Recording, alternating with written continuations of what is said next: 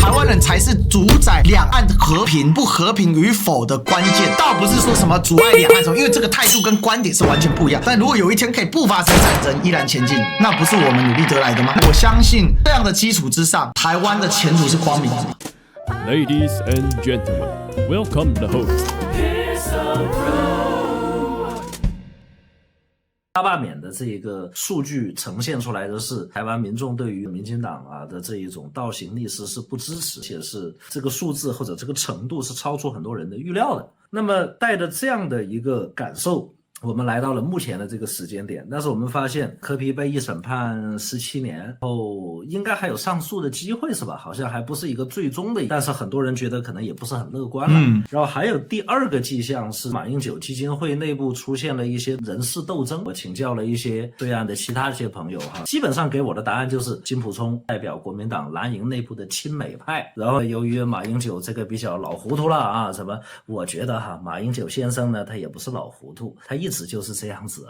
你硬要在这两者中间选其一的话，他一定选最保险的那个。他不是那种这个特别的有这个历史的担当，这一刻就压在我老马身上了，我就干了。这个马英九绝对不是这种人所以说他老不老糊涂，我觉得结果都差不多。然后萧旭岑就被扫地出门。如果说未来会涉及到这个司法案件的话，很有可能会影响萧旭岑的在国民党担任副主席务的一些，包括蓝白合这些东西都会受到影响。那么看来呢，就是这个民进党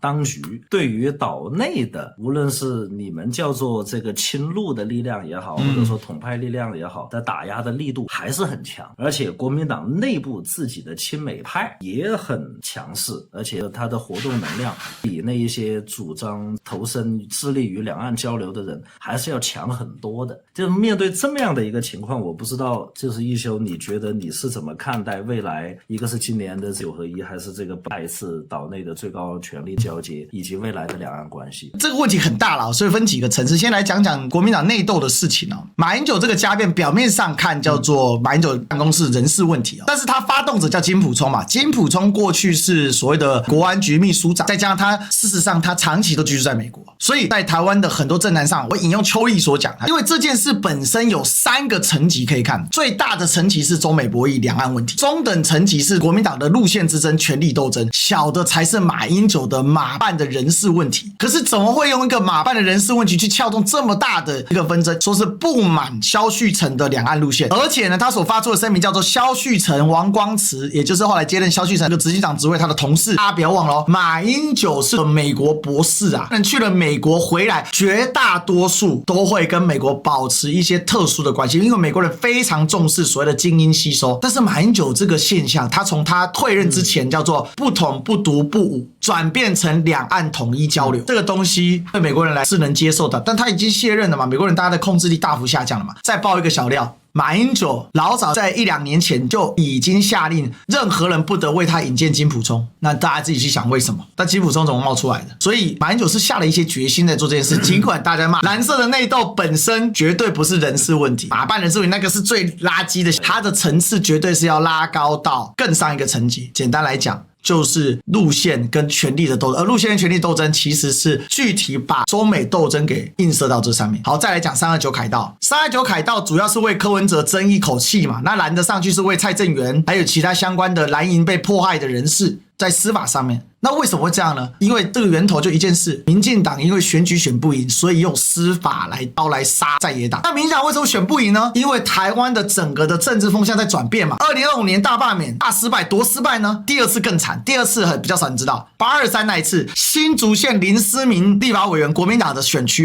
他出现联署比投票人还多的状况。你联署比如说这个是丢死人，你联署都赢过投票，投票的少到民进党是不敢提这一区的失败所以有一个历史意义嘛。2014年太阳花开始到2025年中间，但凡喊抗中保台的台湾中央层级的选举，包含立委跟这个最高领导人的选举，全部都是抗中保台获胜。16年为什么国民党要换柱？因为说洪秀柱太统嘛。20年韩国瑜被抹红嘛。24年赖清德还是主喊抗中保台嘛，只是因为再也分裂了，但是效果还是有的。立委民进党也没输到非常惨。对比上马英九那次大胜，民进党萎缩到快要不到1/3那一次，那差距还是很大的。所以这是第一次你主喊抗中保台，然后结果失败，所以这个情绪就延伸出来，馆长附录嘛，包含我们也到大陆去做交流，然后形成了一定程度的风潮。第二个，郑丽文顺利的打败了国民党的传统建制派，而这些建制派基本都亲美的嘛，因为这建制派就是赵少康、郝龙斌加上朱立伦组成的联盟失败了嘛。所以在这样的状态之下，进入到2026年是地方选举，但是民进党的处理手法是赖清德非常独断式的把各地他人提名都提名了，都用自己人，相当于要延续赖的路线，继续负隅顽抗，然后呢把罪全部推到民进党走到柯建铭身上，把柯建铭给砍了，然后用了一个蔡其昌，蔡其昌也是他们新潮流的，因为赖清德在民进党内部的派系叫新潮流，然后来继续对在野党抹红攻击。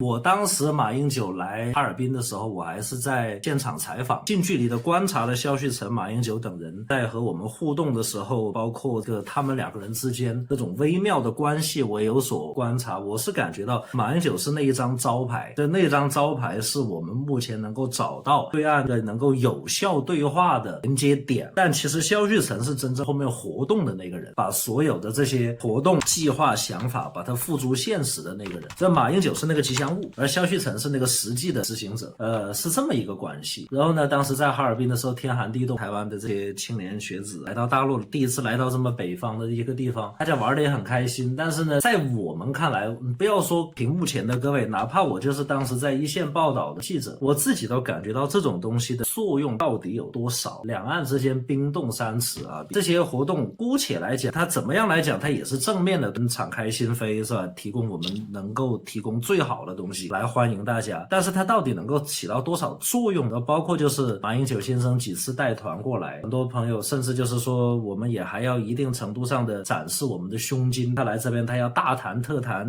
甚至要把中华民国4个字讲出来，好像是一个得分题一样啊，打一个绿勾啊！你看我讲了啊，这个我在大陆我讲了，你看我厉害吧啊！在我们看来其实也无所谓了，也是展现我们的胸襟嘛。然后呢，这个再加上这么多学子过来，然后包括我们大陆的学子去台北、去台湾交流，看到青鸟啊，包括民进党的一些打压，就是这种气氛呢，靠这种交流是不可能平衡得了，那只能就是说向世界证明，包括向两岸证明啊，还有这么一条交流管道在，我们觉得可能就仅此而已。但是你发现没有，即便如此，岛内的那些独派力量和他们背后的外部势力都无法容忍，你发现这点没有？就在我们看来挺没用的，你知道吧？这些东西，我们大陆的这个涉台部门也好，他们很重视，马英九基金会他们也很重视，国民党的内部这个亲陆派也很重视，但是我们大陆老百姓觉得他妈这些东西有什么用嘛？他妈跟我又没，是吧？这个跟统一没关系的，知道吧？这个你要指望这些交流能够把两岸就搞统一了，那么做梦，对吧？我们都是这么想的吧？他们很在意，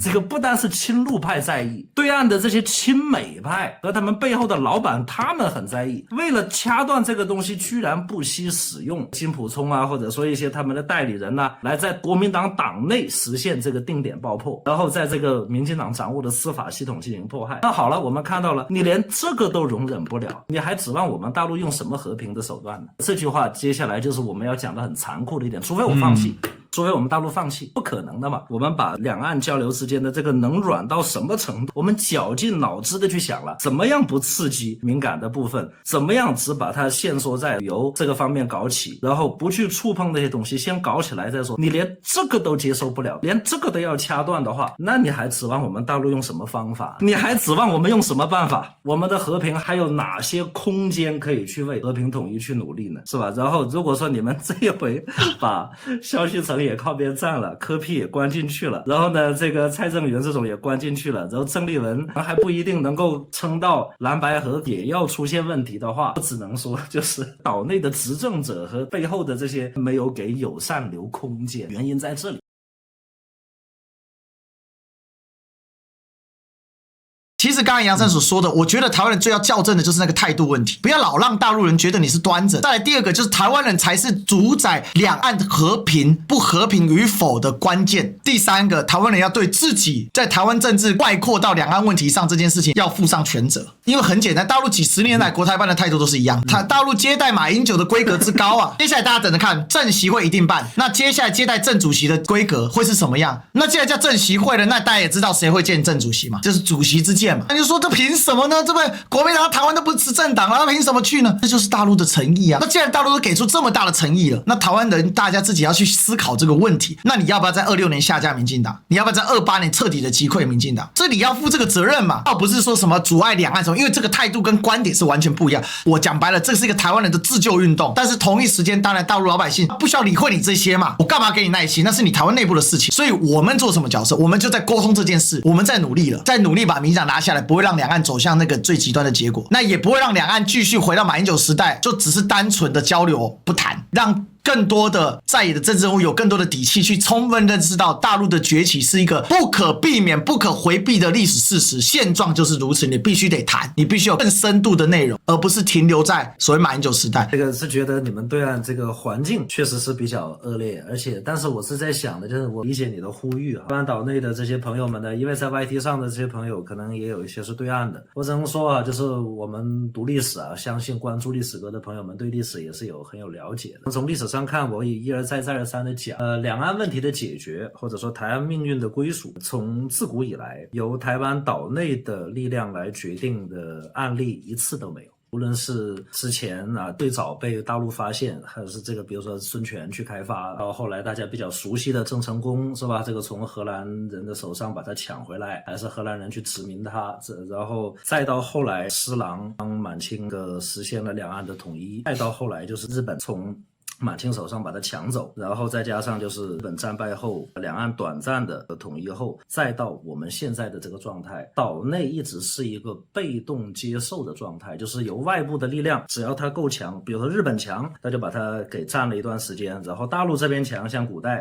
满清也好，或者郑成功那个时候也好，它就能够解决。如果啊你们今年的9合1加上28年的这一个选举，如果有机会的话，实现对民进党的下架，然后启动两岸的政治对话，就绝对不是回归到马时代的那种你好我也好，维持现状不统不独不武，而是启动我们两岸的政治对话，然后找到统一的路径的话，如果是这个剧本，那么你们这一代台湾人能走出了一个中国历史上没有出现过的一个事情，就是由台湾岛内的力量来主导两岸的统一方向，或者说也不叫主导，叫做打开这扇门，然后由两岸的同胞一起主导，这是由你们岛内自己把这扇门打开的，历史上没有出现过。如果你们做到，那你们就开了天荒了。但是从我们理性的角度来分析的话，就是像我们刚才反复讲的，连我们觉得已经很没用的一种交流都不被允许啊，都被掐灭的话，可见岛内根本就不存在所谓的言论自由，也不存在所谓的结社自由。而台湾人民、台湾岛内同胞，哪怕其中的一部分想要跟大陆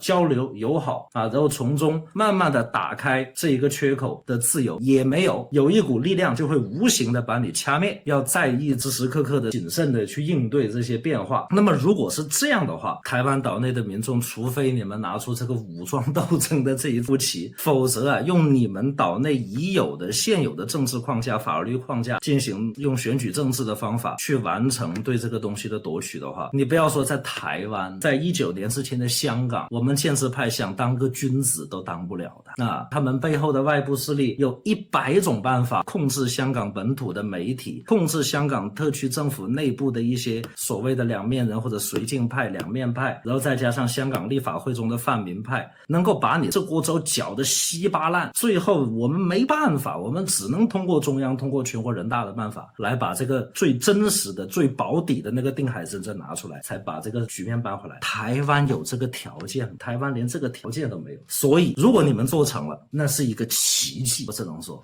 这个我目前来看，能说如果做成了的话，善莫大焉啊！这个为两岸开万世之太平是吧？这个开前人所未能做到的一个先例。但是我是觉得我们这边肯定是要做万全的准备，是不能仅仅的把希望寄托在台湾同胞的身上，我们肯定是要操之在我，以我们的节奏去主导这个事情。所以说呢，我们一方面要有耐心，二方面呢也给台湾对岸的同胞呢说一下这个不容易啊，辛苦了。大势在哪里？这个历史的发展它是一个什么样的一个轨迹？去和这个历史去和解，而不是说跟我们较劲，往往也是跟自己的和解。台湾如果走通这一步，前途无量。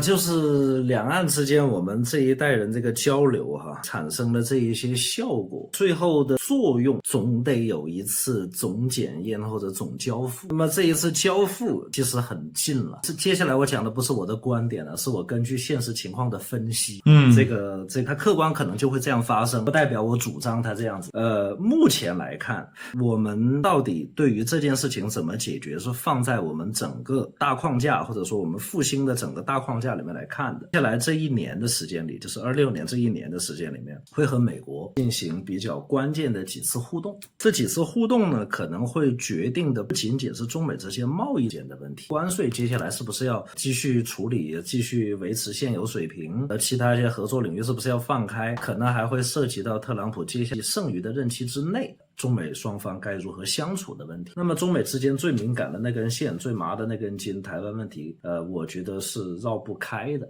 至于它到底最后会以一个什么样的方式呈现，我们不知道，但我觉得是绕不开的。而目前的这个情况呢，我们结合我们上半部，我们能够得出的结论是，美国目前的筹码在减少，而不是在增加。是的。那么呢，这个综上所述，我们的在今年以及明年这段时间内，没有必要自己把这个时间线逼得很紧，特别的对自己不利，你没有必要去画。那这些时间拿来干什么？一个是突破，其实我觉得我们的军事准备已经不成问题了哈。对，它只有没有最好，只有更好。哪怕就是这个冷启动，我也认为不会存在什么问题。关键在于另外几个东西，一个是国内的统一大市场能不能打通，把我们内需彻底激活，还有一个就是我们外部大循环，我们能确定下来，在极端情况下，也不会供应链上这个反水啊，或者说对我们形成不利的影响，这个经济体和这个地区和国家和国际组织，我们要把他们给捆牢了，绑得死死的绑在自己的身上，能绑几个是几个。还有一个就是卡脖子问题的